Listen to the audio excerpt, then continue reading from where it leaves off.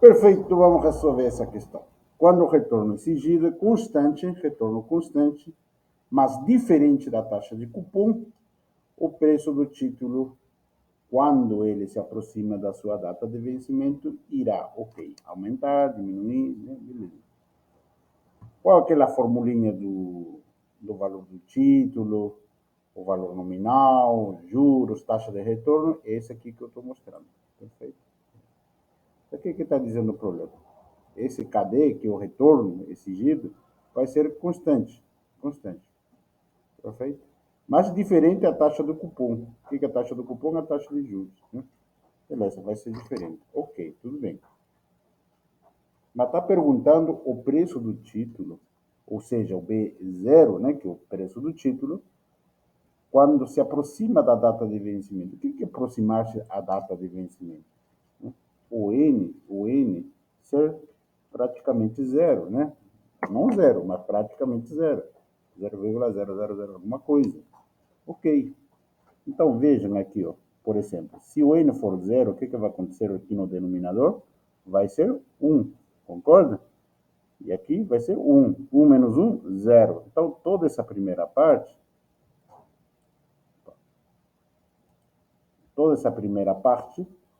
vai ser excluído. Né? Vai ser excluído. Perfeito. E outro fator? Ó, se aqui for zero, o que vai acontecer? Isso aqui vai ser 1. Concorda? Então, o denominador vai ser 1. Aqui tudo vai ser 1, né? Tudo isso aqui vai ser 1. Portanto, o B0, que é o preço do título, vai ser igual a quê? A 0 mais M, né? E o que é o M? O valor nominal de fase. É por causa aqui disso, de que o preço do título será próximo, não igual, né? Porque para ser igual, N teria que ser 0, né? Concorda? Mas se for próximo de 0, a tendência é isso. Perfeito? Perfeito. Vamos lá, então. Questão 2. O valor de um título da dívida de longo prazo e o valor presente. Então, é a questão da interpretação da fórmula também, né? É o pagamento dos juros em função disso aqui, né? Com o retorno, né? E o valor no vencimento. Isso aqui, tudo isso, toda essa segunda parte aqui, é o valor no vencimento, tá? Então, é mais conceitual mesmo, tá? Então, o valor do título será o pagamento de juros, mais o valor no vencimento, né? Claro que depende da taxa de retorno também. Perfeito? Perfeito. Questão 3. O valor de um título é também chamado de valor de fase. E aí coloquei alguns sinônimos que pode ter na P2. O que é valor de fase? É a mesma coisa que valor nominal. É a mesma coisa que valor ao par. Perfeito? Tudo isso é a mesma coisa. Um outro detalhe, prêmio, ágio, são a mesma coisa. A mesma coisa. Desconto, deságio, é a mesma coisa. Então, cuidem, porque às vezes pode vir de uma forma diferente, tá? Aqui não precisa decorar tudo isso, basta decorar um, o resto sai por inércia, né? Vamos lá, então vamos decorar só uma coisa. Ó. Se o retorno exigido for menor que a taxa do cupom, então será com prêmio. Tá? O que significará será com prêmio? O valor do título vai ser maior que o valor nominal, né? Ou o valor de fase. Perfeito? E se for o contrário, veja aqui, ó, aqui o contrário, maior. Então não é prêmio, né? Então é desconto. O contrário de prêmio é desconto. E aqui era maior, fica menor. Né? Beleza? Então só decore um deles. O resto já sai. Beleza? Ou do igual, obviamente, é extremamente fácil, né? Se o retorno é igual ao cupom, então o valor do título será igual ao valor de fase. Perfeito? Então, item C. 4. Um título será vendido, isso é a mesma coisa, a mesma interpretação, né? Ou um título será vendido com um prêmio, desconto, o que será? Quando a taxa de juros declarada excede a taxa de retorno exigida. Né? Ou a taxa de juros declarada excede a taxa de retorno exigida. Então, o cupom é maior que o retorno exigido. Né? Isso que está dizendo, ó, excede a taxa de retorno. Então, se você não sabe o que é taxa declarada, é a mesma coisa, taxa do cupom. Tá? Mas se você não sabe, o outro você sabe, né? Taxa de retorno. Então, a taxa de retorno vai ser menor, né? Porque o outro excede a taxa de retorno. Perfeito. Então, o retorno é menor que um pouco. Então, ele será prêmio, né? Com prêmio. E outro, quando a taxa declarada é menor, né? Que o retorno exigido. Então, aqui o desconto. Interpretação. Né? Duas igualzinhas. Questão 5. O valor de um ativo. O que é o valor de um ativo? É o valor presente, né? É o valor presente de todos os fluxos de caixa do futuro esperado proporcional por este ativo sobre um relevante período de tempo. Tá? Você está na página 263, capítulo 13, volume 2, se vocês quiserem dar uma olhada. Tá? Mas esse é o valor de um ativo. É o valor presente de tudo do que se espera no futuro, né? Na data de hoje. Tá? Vamos lá. Questão 2. O número máximo de ações, o número máximo de ações que uma empresa pode emitir é conhecido como ações autorizadas, né? Então, eu autorizo 1.000 ações, eu posso emitir 900, eu posso emitir menos, né? Mas o máximo é aquilo que me autorizaram apenas. Tá? Então, que não são necessariamente iguais, né? As ações emitidas podem ser menores que as autorizadas, mas no máximo é igual às autorizadas. Perfeito? Onde que está? Para facilitar para vocês, página 167. Beleza? 2. Geralmente as ações de alto crescimento pagam, e aí não tem no livro, isso aqui não tem no livro. Né? Eu vou com o item A mesmo, né? Porque qual a intenção das ações de alto crescimento? Dá a intenção que ele seja assim, tem alto crescimento, então paga mais. Né? Dá essa sensação, né? Então, daria para colocar altos dividendos? Não, não. Ações de alto crescimento não estão atreladas a dividendos. Né? Não estão atreladas. Existem dois tipos de ações: ações atreladas a dividendos e ações de alto crescimento. Né? Então, as de alto crescimento não tem nada a ver com dividendos. Não estão atreladas aos dividendos. Tá? Então, paga baixos dividendos ou nenhum dividendo. Por quê? Porque a preocupação não é dividir o lucro imediatamente. É somente reinvestir, reinvestir. Essa é a intenção. Beleza? Não está no livro. E questão 3.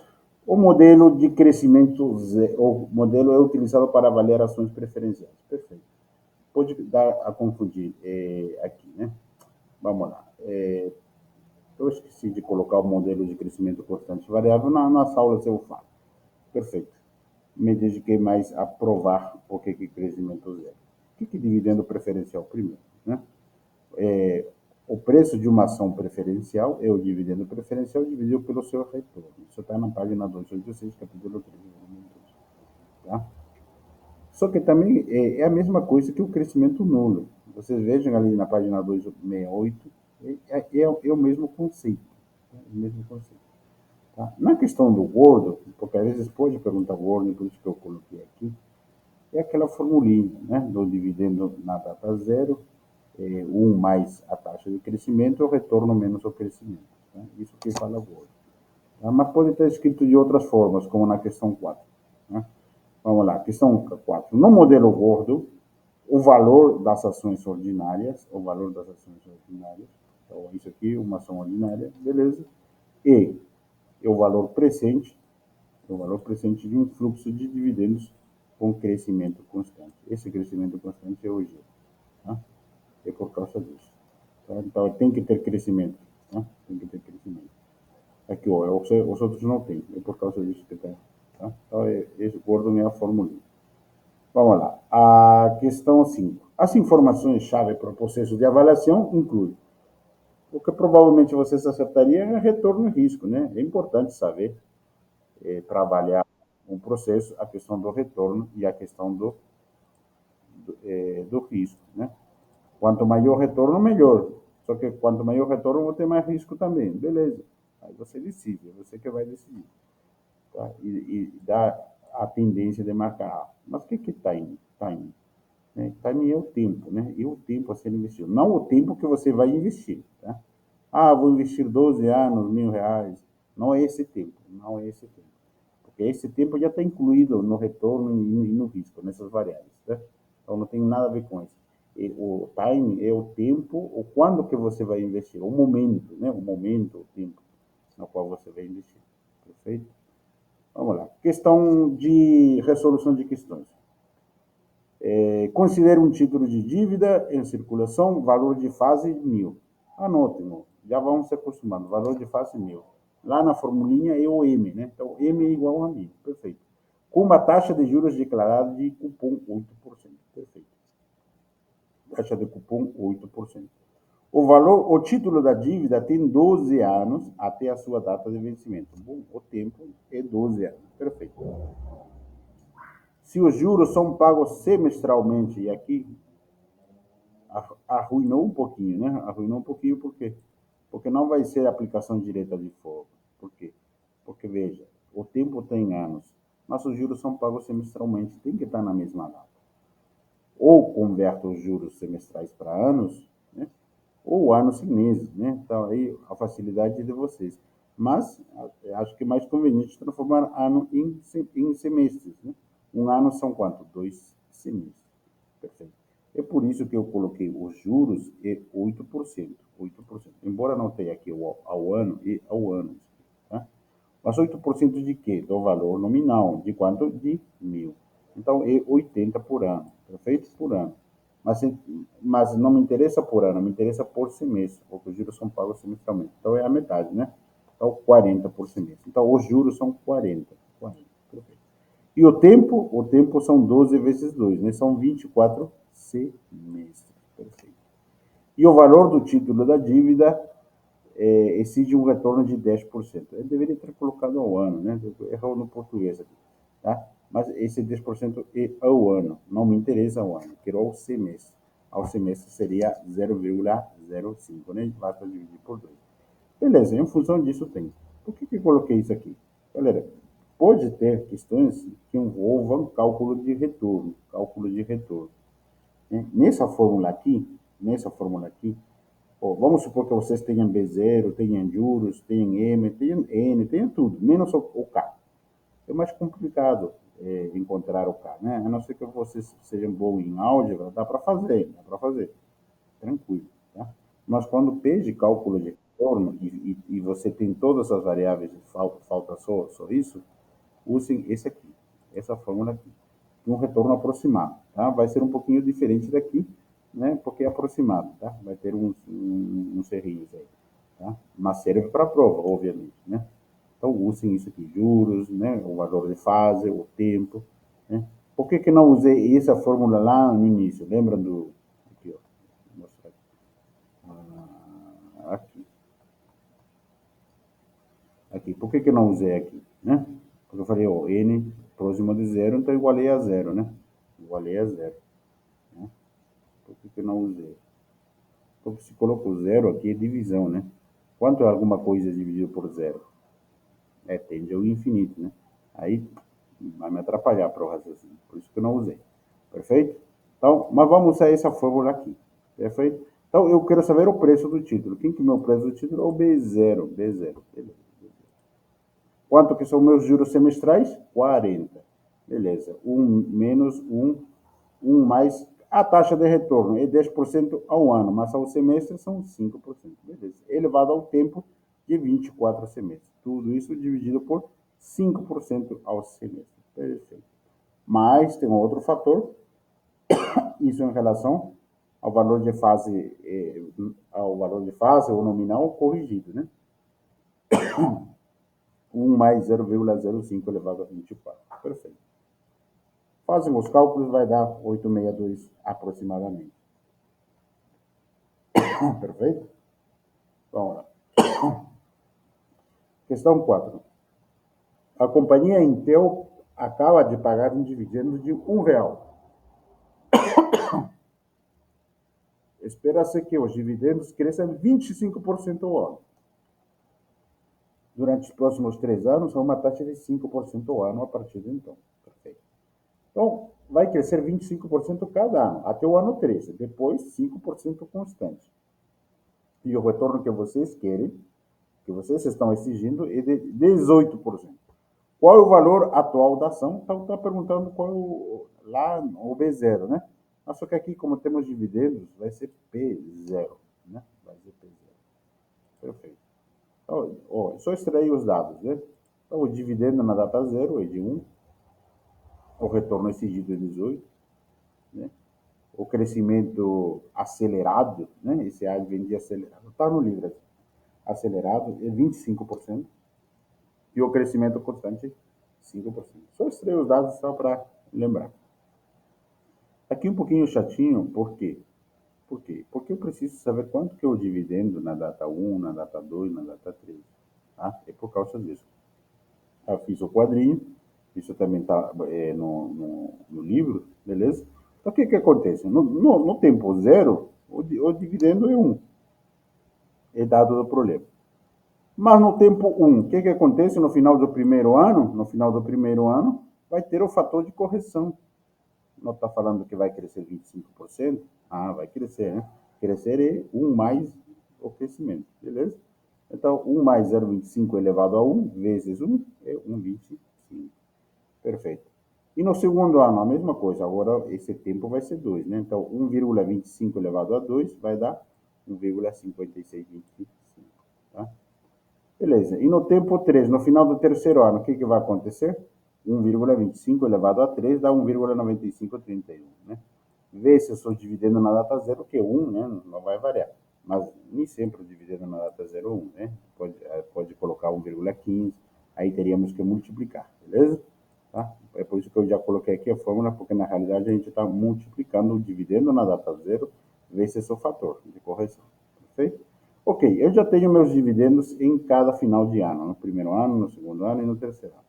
O que mais eu preciso fazer, né? Agora eu quero saber o valor presente desses dividendos, o valor na data de hoje, né?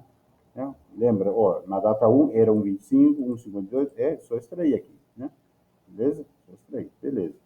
E aqui eu preciso corrigir, né, na data de hoje. Estou trazendo o tempo futuro para a data de hoje, perfeito, beleza. Ó, e o que é esse fator de correção? É justamente a taxa de retorno que eu quero, 18%. Né? Aqui elevado a 1, né? Aqui elevado a 2 e aqui elevado a 3. Tem a tabela FJVP, né? Lá no livro, que tem com 3 casas decimais. Né? 3 casas decimais. Obviamente que vai ter algumas diferenças, né? Não tem problema nenhum, beleza? Tá? Eu usei aqui a calculadora científica mesmo, tá? Beleza? Porque é isso que vocês vão ter lá na hora, vocês não vão ter a tabela FJVP, né? Perfeito? Mas na tabela FJVP, o que apareceria? 0,847, né? 718, e aqui 0,609, né? Isso que variaria, perfeito? Então, eu multiplico isto vezes isto para saber na data de hoje. Na data de hoje vai ser menos, né? Não vai ser 1,25. Então vai ser 1,05. Beleza? E o que era 1,95 lá no terceiro ano, na data de hoje seria 1,18. Então, o total na data de hoje dos dividendos seria quanto? Seria a somatório disso aí. 3,3702. Perfeito. Então, eu já sei o total dos dividendos na data de hoje. Eu preciso saber quanto é o meu preço por ação na data 3. Na data 3. Lá, a formulinha tem o preço por ação na data 0 é o dividendo na data 1, dividido pelo retorno menos o crescimento. Perfeito. Dessa mesma fórmula, né, substitui aqui, ó. Aqui 0, 1, né? Então, é isso aqui, 1 a mais do preço, né? Então, ó, se eu coloco na data 3, então aqui será 4, né? Perfeito, só isso. Mas se eu tenho dividendo na data 4, não tenho, né? Não tenho, perfeito. Mas eu preciso encontrar, então. O que é o preço do dividendo na data 4? Lembra da formulinha? Está aqui, ó. Na data 4 será a data anterior vezes 1 mais a taxa de crescimento, né? Beleza, então é isso que eu vou fazer.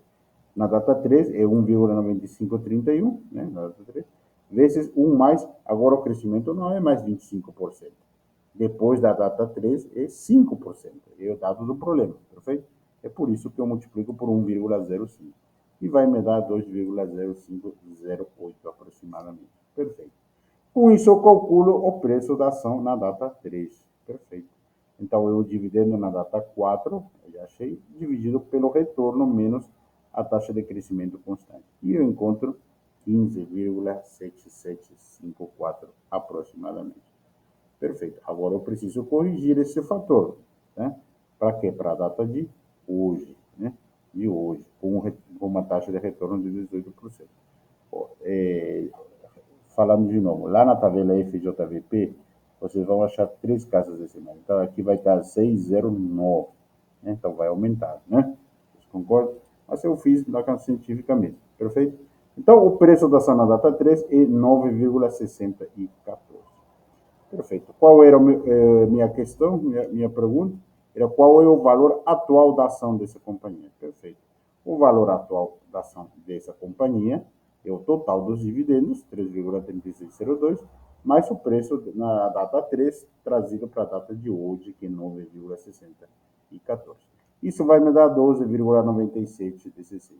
Vejam que nas alternativas não tem, né? Mas tem um de 12,98. Tá? Eu não vou fazer com a tabela FJVP, mas se vocês usarem a tabela FJVP, vocês vão encontrar 12,98. Tá?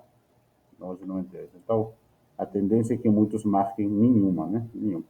Eu acho que se o professor ele fosse honesto, ele dá certo para os dois, né? Por quê? Porque realmente depende de como que faz o cálculo, tá? Perfeito? Era isso, galera. Então, divirtam-se. Até a próxima aula.